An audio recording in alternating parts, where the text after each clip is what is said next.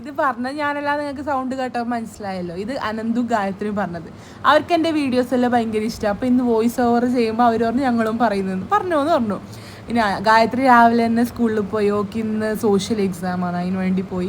നമ്മൾ ബ്രേക്ക്ഫാസ്റ്റ് കഴിച്ചു. ഇന്ന് ദോശയാണ്. ഇവിടെ ഈ ദോശക്ക് സെറ്റ് ദോശ പറയും. നമ്മളെ നാട്ടിൽ സാധനം ഇന്നലെ ദോശ തന്നെ. പിന്നെ ഞങ്ങൾ നോക്കുന്നത് അറിയോ, ബിഗ് ബോസ്. എനിക്ക് ബിഗ് ബോസ് ഭയങ്കര ഇഷ്ടമാണ്. ഞാൻ ഒരു എപ്പിസോഡ് പോലും മിസ്സാക്കില്ല. ഇവിടെ മീൻ ഇങ്ങനെ വേസ്റ്റിലെടുത്ത് ക്ലീൻ ആക്കി കൊടുക്കും. അതിന് എക്സ്ട്രാ ചാർജസ് ഒന്നുമില്ല. മീനിൻ്റെ സെയിം പ്രൈസാണ്. നല്ലതല്ലേ? നമ്മളെ നാട്ടിലൊന്നും ഞാൻ ഇങ്ങനെ കണ്ടിട്ടാ. പിന്നെ വീടും പരിസരവും എല്ലാം കുറച്ച് ക്ലീൻ ആക്കിയിട്ട് ഞങ്ങൾക്കൊരു സ്ഥലം വരെ പോകാനുണ്ടായിന്. എവിടെ അറിയോ? ബാങ്കിലേക്ക്. അവിടെ പോയപ്പോൾ ഒരു കാഴ്ച ഞാൻ കണ്ടു. അപ്പോൾ ഇളയപ്പം പറയുന്നത് വേഗം വീഡിയോ എടുക്കുന്ന, എനിക്ക് ഇന്നത്തേക്ക് കണ്ടൻറ്റ് വേണ്ടതെന്ന്. എന്നെ ഇവിടെ വീഡിയോ എടുക്കാൻ ഏറ്റവും പ്രോത്സാഹിപ്പിക്കുന്നത് ഓറാണ്. ഈ മൃഗം പോകുമ്പോഴത്തേക്ക് ആടെ വണ്ടി നിർത്തിയിട്ട് എന്നോട് പറയുന്നത് വേഗം വീഡിയോ എടുക്കുന്നത്. അതെല്ലാം കേൾക്കുമ്പോൾ എനിക്ക് നല്ല സന്തോഷമാവുന്നു.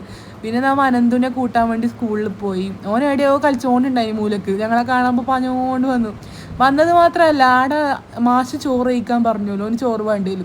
ആ കംപ്ലൈൻറ്റാണ് അച്ഛനോട് പറയുന്നത്. പിന്നെ ഞങ്ങൾ അവിടെ നിന്ന് പോയി. ഓന് സംഗീതത്തിന് അരങ്ങേറ്റമുണ്ട്. അപ്പോൾ ഒരു പാസ്പോർട്ട് സൈസ് ഫോട്ടോ വേണമായിരുന്നു. ഞാനും ഓനും കൂടി പോയി 2-3 ഷോപ്പിൽ കയറിയിട്ടും ഫോട്ടോ കിട്ടില്ല പറഞ്ഞു. പിന്നെ എങ്ങനെയല്ല ഒരു ഷോപ്പിൽ നിന്ന് ഫോട്ടോ കിട്ടി. രാത്രി നമ്മൾ ചെറുതായിട്ട് നടക്കാൻ വേണ്ടി ഇറങ്ങി. ഇടയ്ക്ക് ചെറിയ മഴ ഇങ്ങനെ പാറ്റെന്ന് പറയില്ലേ, അങ്ങനത്തെ മഴയാണ്. നല്ല രസം ഇങ്ങനെ നടക്കാൻ. അപ്പോൾ ഒരു കാഴ്ച കണ്ടു.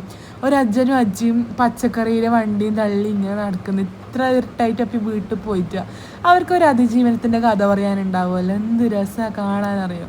ഇവിടെ രാത്രിയായ ഫുൾ ഫുഡിൻ്റെ മണമാണ്. വീട്ടിലിരിക്കാൻ കഴിയുന്നില്ല. പിന്നെ നമ്മൾ എന്തെല്ലോ കഥ പറയുന്നു. ഇവൻ്റെ ക്ലാസ്സിൽ നടന്ന കഥ പറയുന്നു. എന്തോ എലി വന്നിട്ട് ക്ലാസ്സിലേക്ക് പറയുന്നു. അപ്പോൾ ഇന്നത്തേക്ക് ഇത്രയേ ഉള്ളൂ.